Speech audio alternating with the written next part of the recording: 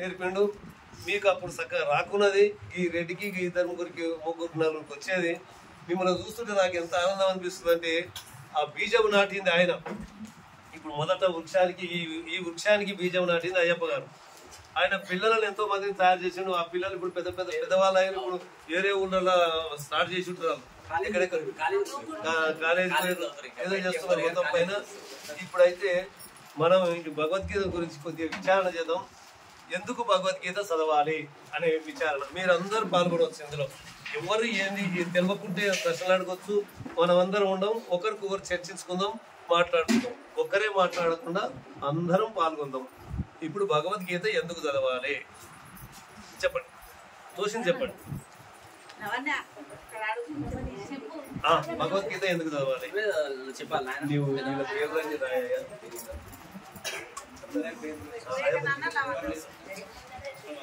అందరి మన ఇక్కడికి వచ్చినా లేదు సార్, ఇక్కడికి వచ్చిన రాసి నెంబర్ అదొకే చేసేయలేదు. భగవద్గీత ఎందుకు చదవాలి తోసింది చెప్పండి, తోసింది ఒక ముక్కలో చెప్పండి. Come on, very good. సపోర్ట్ పెట్టండి. ఇంతకన్నా గొప్ప సమాధానం ఇంకోటి లేదు. ఎంత చక్కటి సమాధానం అంటే టోటల్ గా మనశ్శాంతి అవసరం. ఇప్పుడు మానవునికి కష్టాలు గాని బాధలు గాని సంసారం గాని ఆస్తి గాని సంపద గాని ఏది తక్కువ లేదు. అందరికి దేవుడిచ్చిన కాడికి బ్రహ్మాండంగా ఉంది, కానీ మనశ్శాంతి లేదు. ఎవరమ్మా చెప్పింది ఇప్పుడు? అమ్మ శ్వేతన సురేఖ పేరు రాయన ఆయన. అయితే ఈ ఎంత మనశ్శాంతి లేకపోయింది మనకి ఇప్పుడు. అది కూర్చోండి మీరు కదా,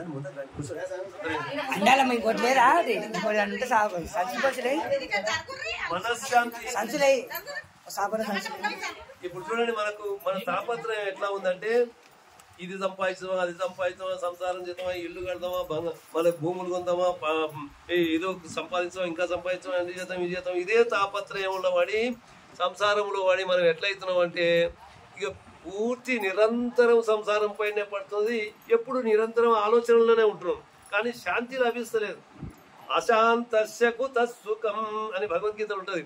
అశాంతి ఉన్నటువంటి వారికి సుఖం ఎక్కడిది అంటే నీకు ఎంత ధనం ఉన్నా గానీ, ఎంత ఆస్తి ఉన్నా గానీ, ఎంత సంపాదన ఉన్నా గానీ సుఖము లేకపోతే వ్యర్థమే. ఇప్పుడు గొప్ప గొప్ప రాజకీయ నాయకులు ఉన్నారు, వాళ్ళందరికీ సంపదలు ఉండొచ్చు, కానీ సుఖము లేదు, శాంతి లేదు. అందుకని శాంతి కోసం భగవద్గీత చదువుతాం. చక్కటి సమాధానం వచ్చింది. ఇంకా 2-3 అడిగే అవసరమే లేదు, ఒకటే వచ్చింది. నెక్స్ట్ ఇక భగవద్గీతలో మొదటి అధ్యాయం వల్ల మనకేం తెలిసింది?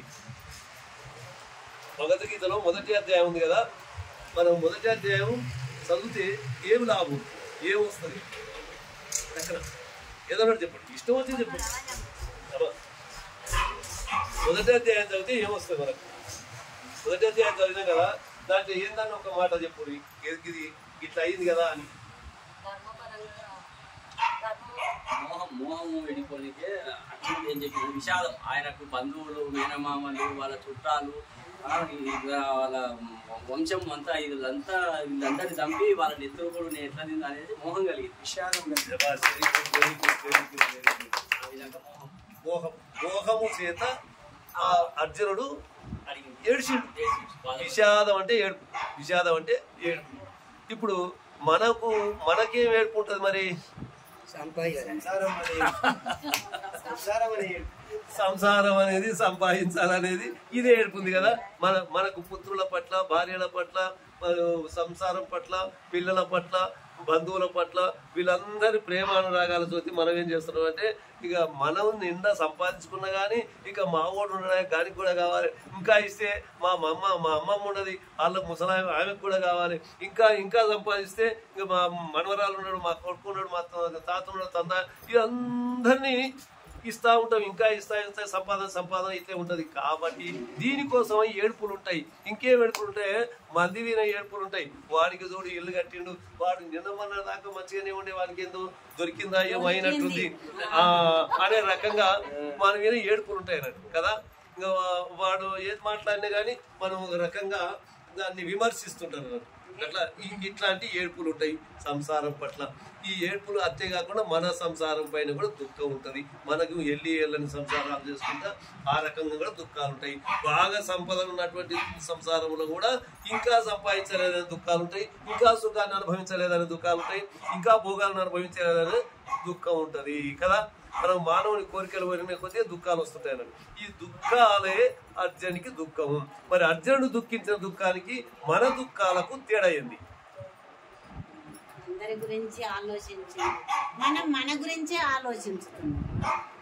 అందరి గురించి ఆలోచించాడు, బంధువుల గురించి అందరి గురించి అర్జునుడు ఆలోచించిండు. మనమేమనుకుంటున్నాం, మన ఇల్లు గురించి ఆలోచన చేసి ఏం లేదమ్మా తప్పు. ఇప్పుడు ఆయన అట్లే ఏడుస్తున్నాం, మనం అట్లే ఏడుస్తున్నాం. అది నువ్వు చెప్పిన మాట.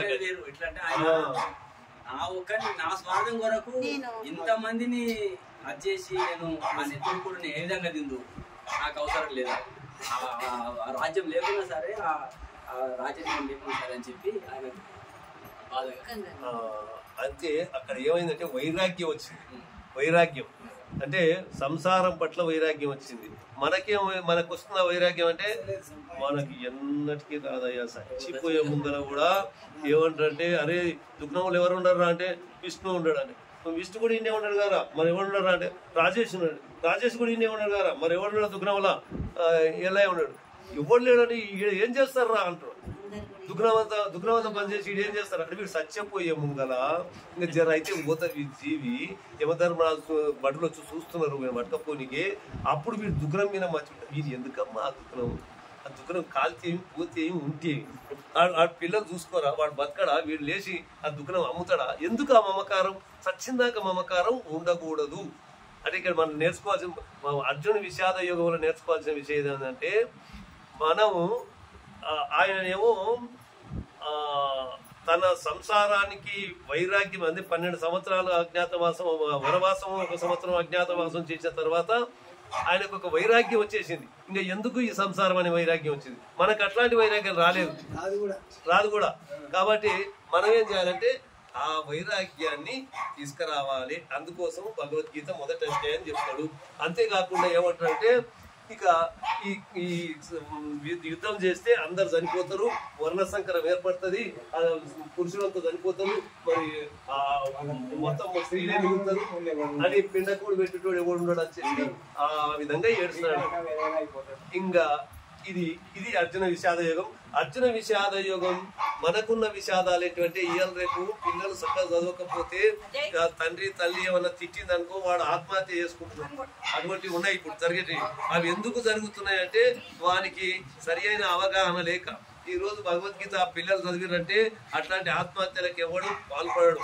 అట్లాగనే చిన్నవాటికి పెద్దవాటికి మనస్తాపం చెందరు, సుఖాన్ని ఆశించరు, ఎక్కువ సుఖాన్ని ఆశించరు. అది వైరాగ్యాన్ని కొంత తెలుసుకుంటారు, మరి జీవన విధానాన్ని గమ్యాన్ని చేరడానికి కోసం ప్రయత్నం చేస్తారు. అందుకనే భగవద్గీత పిల్లలకు పట్టియాలి. మనం ఏమనుకుంటున్నాడు, సాధారణంగా పిల్లలు భగవద్గీత పడితే ఇక వాడు సన్యాసి అవుతాడో ఏమో, ఈ తాత లాంటి వాళ్ళు చదవాలి కానీ ఈయనకి ఇప్పుడే భగవద్గీత పట్టిస్తే వీడు చదవడం ఏం చదువుతాడు, కాంపిటీషన్లో ఏం పాస్ అవుతాడు, ఈ ఉద్యోగం ఏమొస్తుంది అని చెప్పి మనం అనుకొని పక్కకు చెప్తున్నాం. అందుకనే అది అట్లా అంటున్నారు. కాబట్టి మనం ఏం చేయాలంటే, మనం తప్పకుండా పిల్లలను మనం చదివినట్టే వాళ్ళతో చదివించి మంచిగా సంస్కృతిని మనం పోషించడానికి మనమంతా, మీరు స్త్రీమాతలు అంతా ఎంత సంతోషం, మీరు చాలా చక్కగా చెప్తున్నారు. మీ దాన్నే ఉండదమ్మా ఉన్న దెబ్బ అంతా. మొత్తం ఈ లోకాన్ని అంతా మార్చాలంటే స్త్రీలు తప్ప ఇంకెవరు మాత్రం. ఒక్క తల్లి ఉపాధ్యాయులు అయితే 100 మంది ఉపాధ్యాయులతో సమానమైనటువంటి శక్తి మీ దగ్గర ఉంటుందంట. మీరు చెప్తే పిల్లలు ఇంకా సపరేట్. నేను ఒక ఉపాధ్యాయుని, మీరు 100 మంది, నాటంటే 100 మందితో సమానం. ఒక్కరే మీరు, ఒక్క స్త్రీ అయితే అంత గొప్ప శక్తి మీ దగ్గర ఉంది. కాబట్టి భగవద్గీతను చెప్తే విషాదం పోతుంది, వైరాగ్యం వచ్చేస్తుంది, ఒక మంచి ఉన్నతమైనటువంటి లక్షణాలు వస్తాయి, మహోన్నతమైన గొప్ప వ్యక్తి అవుతాడు. అందుకని అర్జున, నీవు యుద్ధం చెయ్యి అని, అంటే నీ కర్మ నీవు చెయ్యాలి అని చెప్తున్నాడు అన్నట్టు కదా. ఇప్పుడు 2వ అధ్యాయం చెప్తామా. ఇంకొక మాట ఏమంటుందంటే, మొదటి శ్లోకం ఏంటంటే చదవండి. ధర్మక్షేత్రే కురుక్షేత్రే సమావేతాయుత్సవః ఆమకాః పాండవశైవ కిమ కుర్వత సంజయ. ఇప్పుడు ఎవరన్నారు ఈ మాట? ఎవరిని అడిగాడు? సంజయ్ ఎందుకోసం అడిగాడు? అక్కడ ఏం జరుగుతున్నది భూమిలో ఏమేమి జరుగుతుంది, ఎవరెవరు వచ్చింది,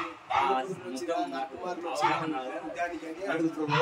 నేను దీన్ని ఇంకొక కోణంలోకి తీసుకుపోతా, మీరు అవగాహన చేసుకోండి.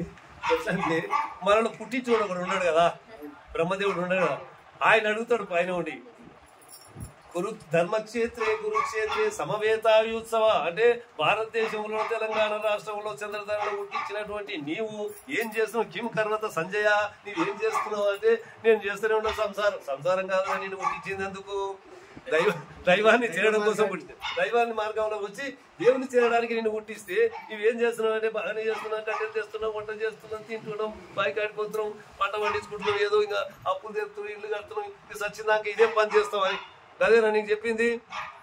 అందుకే 84 లక్షల జీవన యొక్క జన్మలు ఎత్తి సచ్చి పుట్టి మానవ జన్మ వచ్చింది కదా. ఇటువంటి మానవ జన్మను పవిత్రం చేసుకోవడం కోసం భగవంతుడు కూడా ఈ ఆష్టకు వచ్చి ఈ నా పిల్లలు నన్ను ఎప్పుడు చేరాలంటే మానవ జన్మ ఇస్తే కొంత అంతో వాళ్ళు జ్ఞానం పొంది భగవంతుని చేరుతారు కదా అని చెప్పి ఆయన జన్మిస్తే మనమేమో పాత జన్మల్లాకనే ఇప్పుడు మళ్ళా సంసారం అని చేసుకుంటున్నాం. కాబట్టి దానికి కొద్దిగా సంసారం చేయాలి వద్దని కాదు, ఒక ధర్మబద్ధంగా నడవడం కోసం సంసారం అవసరం.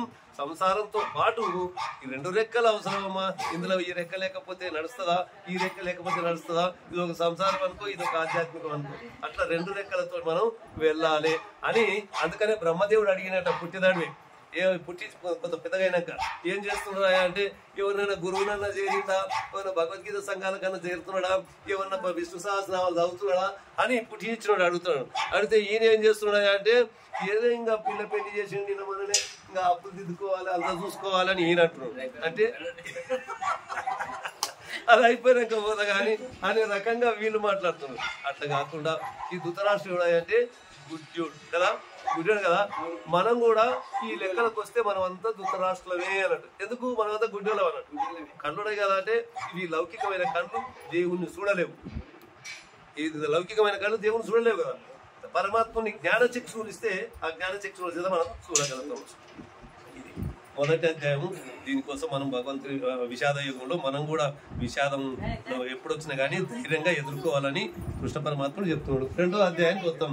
2వ అధ్యాయంలో 1 నుంచి 10 శ్లోకాల వరకు ఉన్న విషయం ఏముంది అలా. 1 నుంచి 10 శ్లోకాల వరకు విషాదమే ఉంది కదా. విషాదం ఏమి విషాదం ఉంటది అప్పుడు ఏమంటున్నాడు?